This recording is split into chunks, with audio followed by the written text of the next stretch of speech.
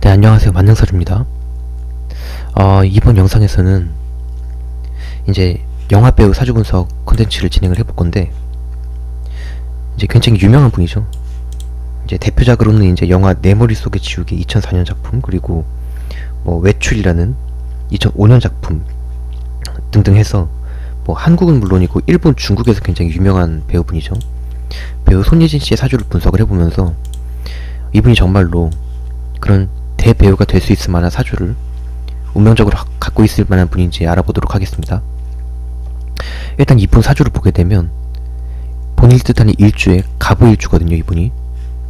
그런데 지금 갑오 5화는 좌우묘 4글자 중에서 5화 하나로 지금 도화적인 성격을 많이 갖고 있고, 그래서 5화가 도화죠.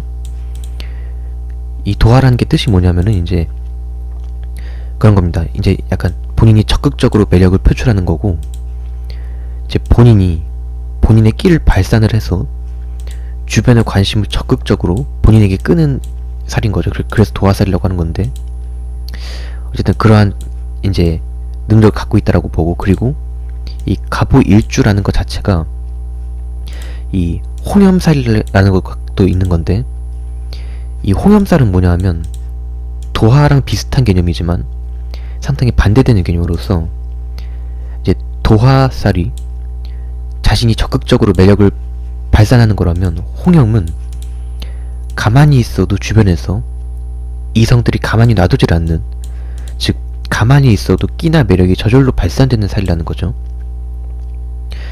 그래서 쉽게 말하자면 도화는 이제 적극적으로 자기 자신을 표출하는 이제 그런 매력인 거고, 홍염은 좀 남들에게 적극적으로 매력 발산을 하지 않아도 은근한 매력이 뿜어져 나오는 약간 그런 살이라고 볼 수가 있는데, 홍염살이.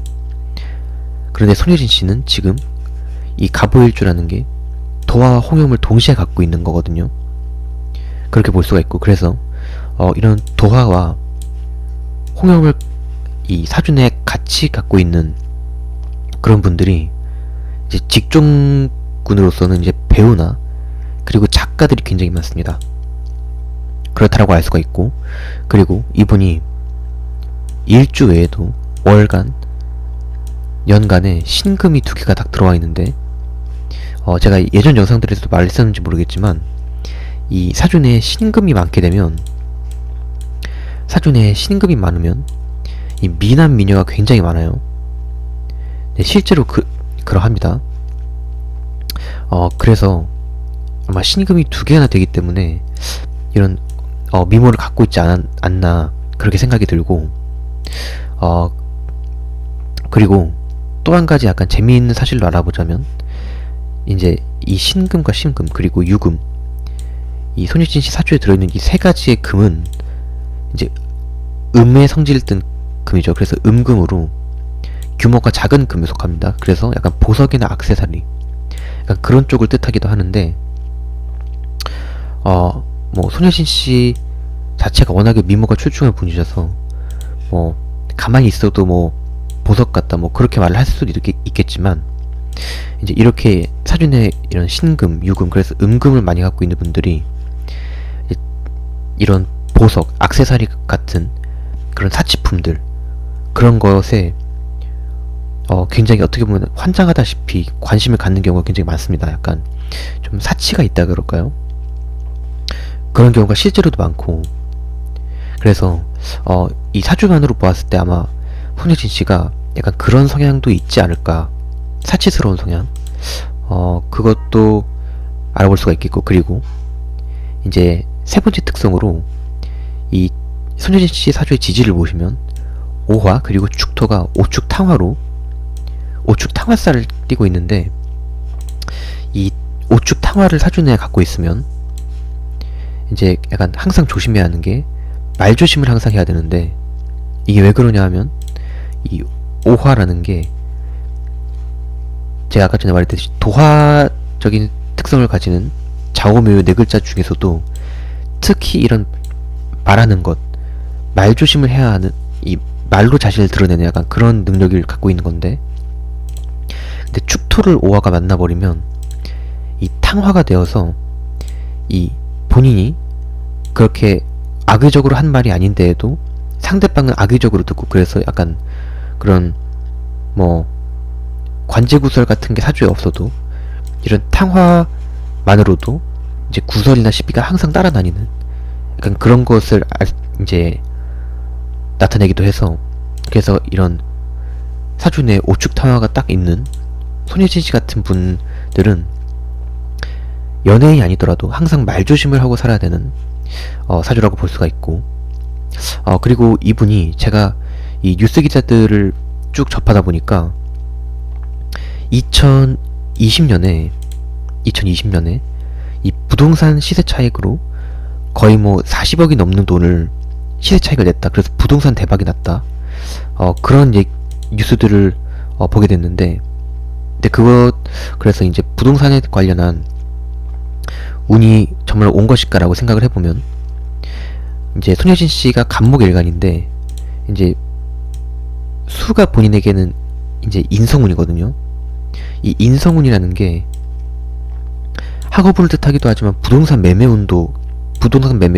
계약운도 이제 뜻한다라고 제가 말을 했었어요.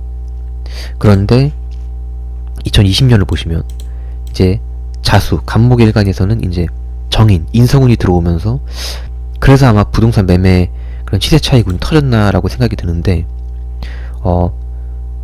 이제 더 특징적인 것은 내년, 그리고 내후년 2022년 그리고 2023년, 아마 가장 빠르게는 2022년 2월 그리고 3월이 정인편인이 골고루 들어오면서 2022년, 2023년이 인성운이 차례로 들어오죠. 그래서 아마 또 이제 부동산 매매운이 2년간 또 들어오는데, 앞으로 2년간.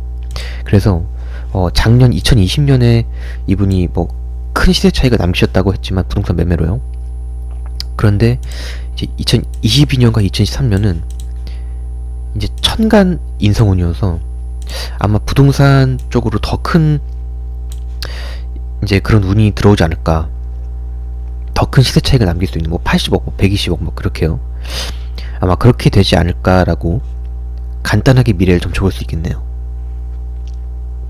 자, 오늘은 최근에 넷플릭스에서 히트친 드라마 사랑의 불식작 같은 그런 곳에서도 굉장히 약간 명품 연기를 보여주시고 있는 손예진 배우님에 대한 사주를 분석을 해봤는데, 혹시라도 나는 이분의 사주하고 굉장히 사주 구조도 비슷하고 태어난 시간까지 아는데 라고 하시는 분들이나, 아니면 나는 이분의 사주하고 전혀 다르고 태어난 시간도 달라, 근데 내 미래나 직업 적성이 궁금해 라고 하시는 분들은 영상이 끝날 때마다, 그리고 영상이 업로드 될 때마다 제 영상 안에 설명란과 고정 댓글란에 적어놓는 제 만능사주 카카오톡방 링크나 제 비즈니스 이메일 주소 에브리사주의@gmail.com으로 문의를 주신다면 친절하고 섬세하게 합리적인 가격으로 사주 상담해드리도록 하겠습니다.